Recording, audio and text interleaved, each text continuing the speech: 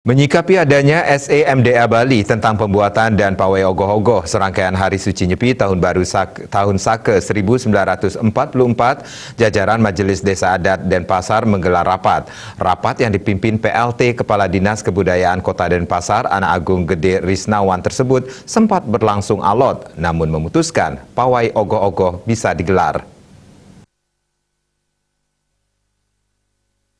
Ada sejumlah bendesa adat berharap pawai ogoh-ogoh serangkaian malam pengerupukan Nyepi tahun ini ditunda hingga tahun depan. Seperti yang disampaikan Bendesa Adat Pagan Wayan Subawa dan Bendesa Adat Sanur Ide Bagus Paramarta, Bendesa Adat Panjer Anak Agung Oke Adnyana serta bendesa lainnya.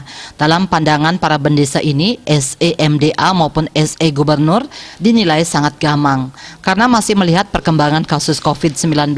Dikhawatirkan bila menjelang pawai kasus COVID-19 melonjak dan ada kebijakan pembatasan aktivitas akan memicu persoalan kembali. Karena itu Subawa menilai untuk pawai ogoh-ogoh kalau bisa ditunda dulu sampai tahun depan.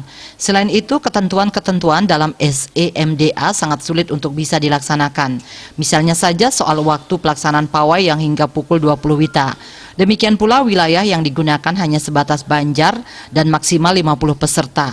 Ia mempertanyakan bagaimana mengantisipasi kalau warga datang menonton. Sementara Ketua Pasikian Yuwana Denpasar, Anak Agung Angga Artayana tetap ngotot untuk bisa membuat ogoh-ogoh. Karena sejumlah Yuwana sudah sangat antusias dengan pembuatan ogoh-ogoh meski dengan biaya sendiri.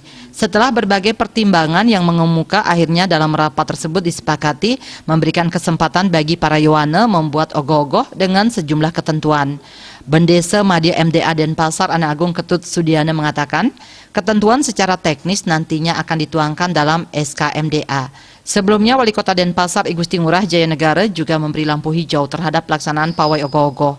Bila mana dalam perkembangannya kasus COVID-19 tetap melandai seperti sekarang. Asmara Putra Bali Pos melaporkan.